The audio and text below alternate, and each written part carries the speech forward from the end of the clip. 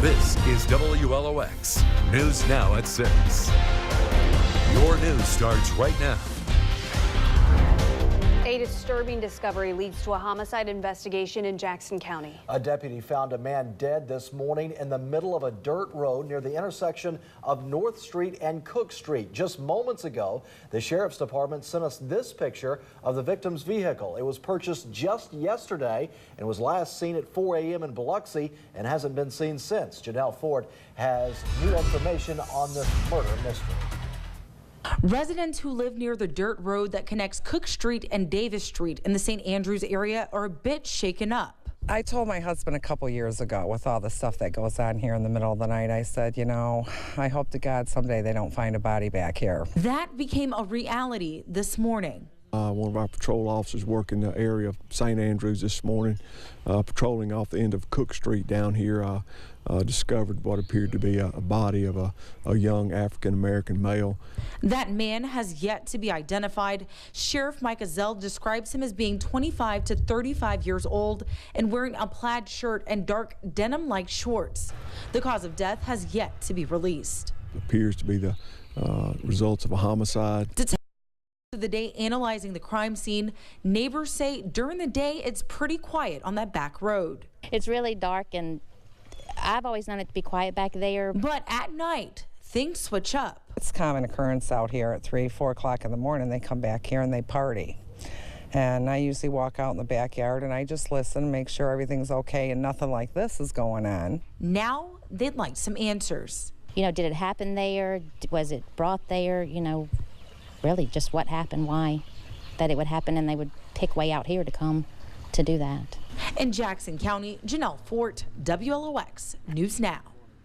Now, here's another look at the victim's vehicle, which deputies are still looking for. Anyone with information is asked to call the Jackson County Sheriff's Department. A young man shot and killed around the corner from his home in Biloxi. The murder suspect in custody. Tonight, neighbors are still stunned over the crime. Trang Phambui joins us in the studio with the latest on the murder investigation. Trang. An argument sparked the shooting at 10:30 last night. 22-year-old Leonardo White was shot in the 200 block of Delani Street. He died about an hour later at Merit Health. Those who knew the victim say they still can't believe he's gone. He was an awesome person, an awesome friend, and a great neighbor, because he is amazing. This is hard for you? Yeah. Belinda Olson posted this video of Leonardo White on her Facebook page hours after learning that her 22-year-old friend was killed Monday night. It's not fair. I just saw him. And then, you know, 10 minutes later, you know, I hear that. Of course, I was very shocked. Other neighbors describe White as a quiet, polite young man. They say he lived in this house on Hayes Street. I was very upset. He was very respectable to me. He always respected me. He always spoke to me high. Biloxi police say White was shot in the leg during an argument on Delani Street. The injured man was found outside this convenience store at the corner of Lemieux and Division Streets. I looked out the window and I saw a man lying on the ground. Owner Sing Duan says he had closed the store for the night when he noticed a lot of commotion in the parking lot. I saw about 5 or 6 police cars. I saw the officers and a couple of ladies bandaging the man's leg. I thought he had been injured in a car accident. Duan learned the man died from a woman who came into the store Tuesday morning. She was crying hysterically. I asked her why she was crying, and she told me her husband just died.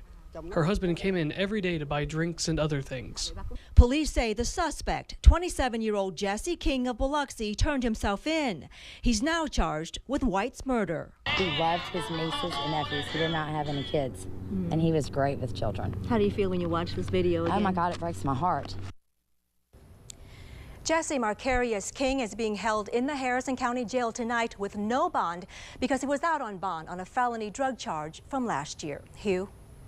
Happening right now. Suspects in a Harrison County home invasion are awaiting trial after having their initial hearing in court. In the meantime, the Sheriff's Department is sifting through thousands of dollars in confiscated drugs and weapons. Jonathan Brannon joins us in the studio with more on this developing story. Jonathan, thank you. 'He joins us with more on this developing story. 'Jonathan, joins us in the studio with more on this developing story. 'Jonathan, joins us in the studio with more on this developing story. 'Jonathan, joins us with more on this developing story. The Sheriff's Department is saying a botched home invasion led deputies to the bust, and the captain of the narcotics unit says this case could be an indication of a growing trend in drug crimes. Drugs, guns, money, and lots of it. Deputies recovered thousands of dollars worth of narcotics, paraphernalia, and weapons after responding to a reported home invasion near the Pine Forest Road area. The suspects initially broke into the home right next door, and once deputies found out which house they intended to invade, they got a warrant. When we did the search warrant of that residence, we found, of course, about 8 grams of cocaine, over $5,000 U.S. currency. Plus, containers of marijuana and unmarked pills. According to Captain Ryan Hearn with the narcotics unit, this case stood out to him for several reasons. I've never seen it with people this young before. One of the suspects involved was a juvenile who had even more illegal substances at his home. But that wasn't the only strange element to the case. Hearn also said he doesn't usually see robberies through home invasions when drugs are involved. Used to it say, hey, meet me at so-and-so, and that's where the robbery occurs. Hearn says the technique of targeting the home could end up like this one did and involve even more people than intended. And that puts the whole family in danger, the innocent. I mean, there was people that living at that residence that had nothing to do with this. Hearn says he's seen it before, and he hopes he doesn't see it again for a long time.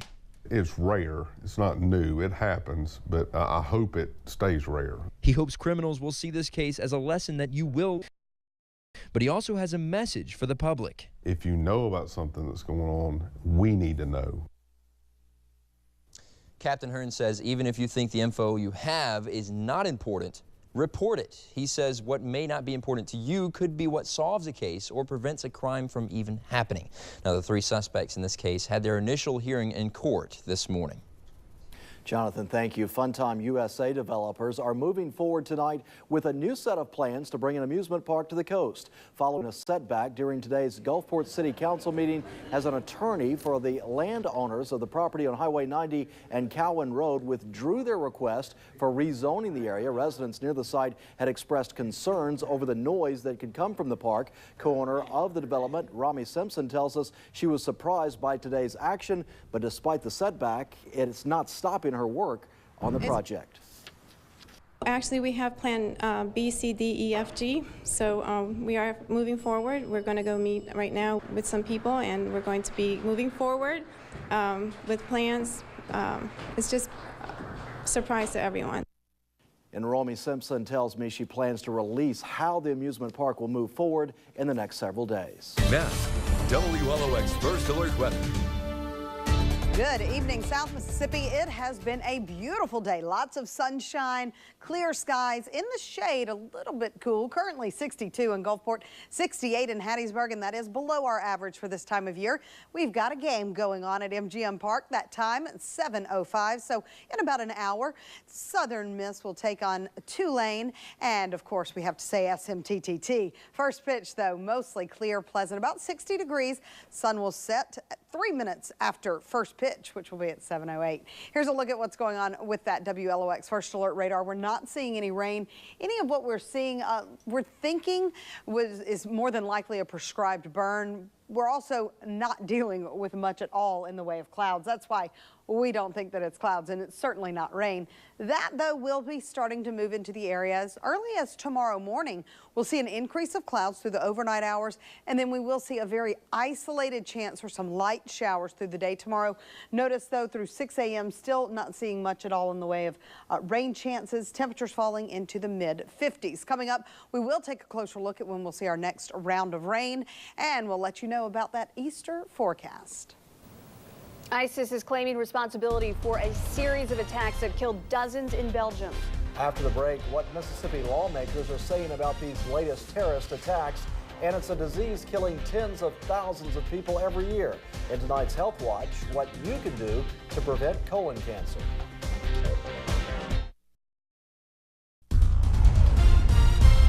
The news for South Mississippi continues. WLOX News Now at 6. Sponsored in high definition exclusively by Mississippi Gulf Coast Community College. Start with Gulf Coast, finish with confidence. Belgium, ISIS says it's behind the attacks that killed 34 people at an airport and subway station in the capital city of Brussels. Raids are now underway as authorities search for those responsible. In Mississippi, lawmakers are condemning the attacks. Dave Elliott has their reaction.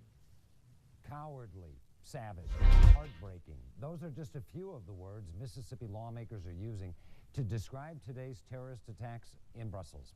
Governor Phil Bryant said in a statement, "We must be ever vigilant here in our own country and state to protect our people. If you see something suspicious, say something." Senator Roger Wicker said the United States and our allies, particularly our Arab allies, need to increase our commitment to find and destroy those who seek to cause us harm. And Representative Stephen Palazzo said our actions must be focused on preventing these attacks in the future with a strong national defense. For more on the investigation, you can flip over to WLOX CBS right now for a special one-hour edition of the CBS Evening News with Scott Pelley. The Department of Marine Resources is working with other agencies to make sure Mississippi gets the most benefit from future BP money. The Commission on Marine Resources heard an update today about an ongoing program that helps ensure such restoration money is being well spent. George Ramsewer told commissioners that the upcoming Round Island Marsh Restoration Project is an example of that interagency cooperation with the spending of BP money. A DMR team meets twice monthly to talk about coordinating restoration efforts. The goal is to make sure that we look at opportunities to leverage money and resources and get Mississippi the best bang for the buck that we can out of the spill money. The Round Island Marsh Project is a joint effort involving the DMR, DEQ, and Army Corps of Engineers. A simple screening can save your life. Coming up, the steps you can take right now to reduce your risk of colon cancer. Tonight at 6:30. Sirens going off. There were sirens going off this morning. An Ole Miss student studying in Brussels, less than a mile from one of the attacks. What he's experiencing tonight. On WLOX. News now at 6:30.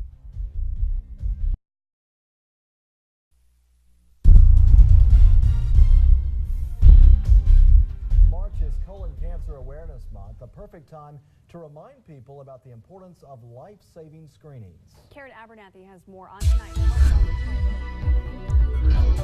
It's estimated that 150,000 people in the U.S. will be diagnosed with colon cancer this year, and 49,000 will die from the disease.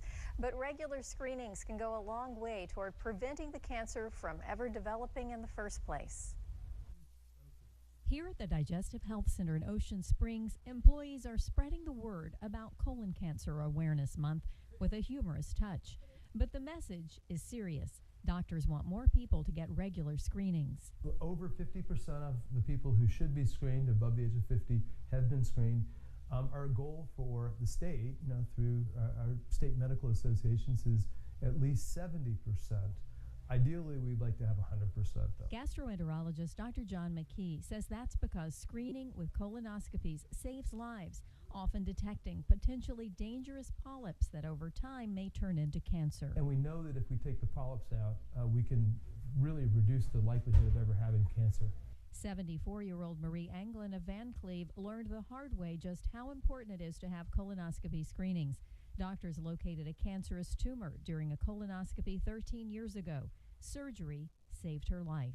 If I hadn't had that one, I'd probably died of colon cancer. We're actually able to not only reduce the likelihood of advanced lesions, polyps that are precancers by approximately 90%, and will decrease the death rate from cancer around 55%. Who should be screened with colonoscopies? Anybody over the age of 50 ought to get a colonoscopy.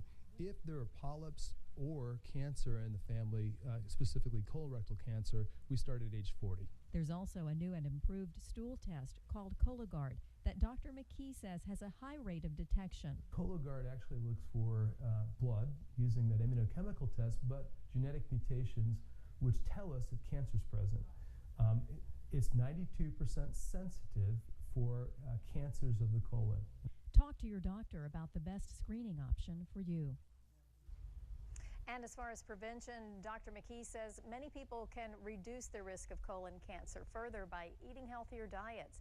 He says the increase in obesity has led to more cases of polyps and colon cancer. So diet and lifestyle do play a part. Thank you, Karen. Temperatures are rebounding after a couple of chilly nights. Your extended forecast, what's in store over the next few days? You can find out coming up next.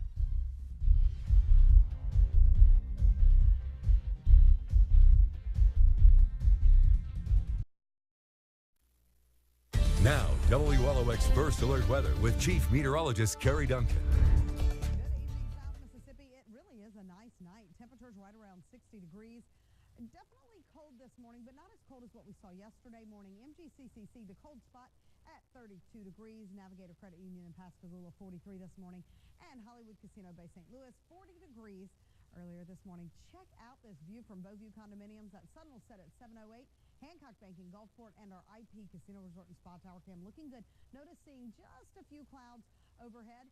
This evening, if you plan on heading out, Golden Eagles will take on the Tulane Green Wave, and we'll see about 60 degrees at game time at 7:05, so right before our sunset of 7:08. Tonight, we will start to see increasing clouds, about 57 degrees, but we're not expecting rain overnight.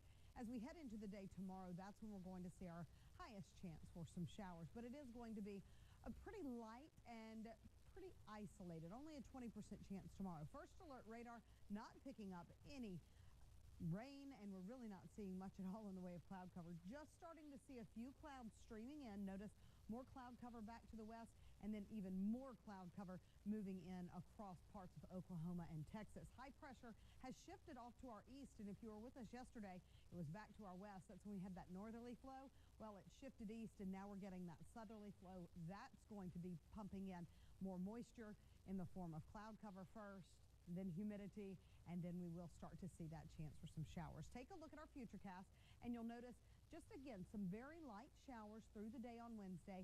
Notice this very light blue color is showing that it looks like pretty light showers. Once you get into the greens, you start to see some heavier rain, and Thursday we do have that chance for some showers, possibly some thunderstorms. Some of those thunderstorms could possibly be strong. So we'll be keeping a very close eye on this system as it does make its way through. Ahead of it, though, we're going to be warm, and then we're going to see a little bit of a dip back in the temperatures. We did have a chilly day, and it was sunny, but we are going to see an increase in those clouds. Now, the Pascagoula River at Merrill is expected to be below flood stage by Thursday morning. The Pascagoula at Grand Ferry below flood by Thursday evening. The Pearl River at Bogalusa and at Pearl River are going to stay above flood really over the next several days. And then we see the Leaf River at McLean expected to be below flood stage by tomorrow morning. And then the Chickasahey at Leakesville expected to be below flood by Friday morning. So again, good news there for us. Over the next 7 days, we are going to see pretty decent conditions. 20% chance of showers Wednesday with a high of 75 degrees, or 74, 75 on Thursday. 50% chance of showers and thunderstorms. And then notice on Friday, we have a 0% chance of showers, but Saturday, 20% chance. Sunday, it does look like those rain chances are going to be more in the evening hours. Of course, Easter Sunday, that sunrise will be at 6:42. Temperature about 62 degrees, so very mild temperatures. And we will see warm temperatures into the afternoon and into the evening hours. And that rain chance does look like it lasts into Monday as well. So temperatures should pretty much stay warm, maybe from here on out. All right, thanks so much, Carrie. Just in case you needed an extra incentive to eat a donut, find out why your next dessert could benefit a great cause.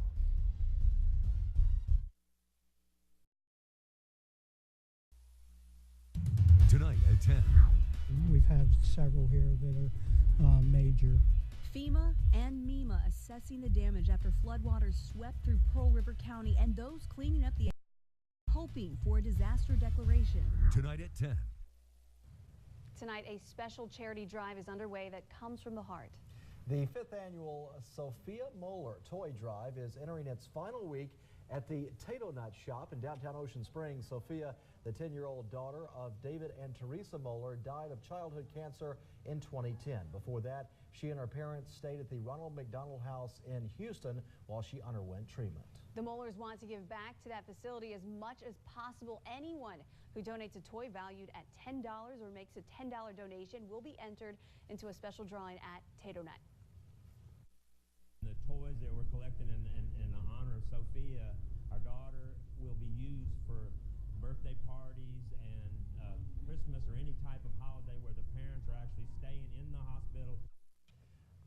Carolers plan to leave for Houston after church on Easter Sunday, hopefully with a moving van full of toys. Be sure and try and help them out. And it looks like they're well on their way. Yes. Thank you for joining us, and we'll see you in a few minutes on WLOX.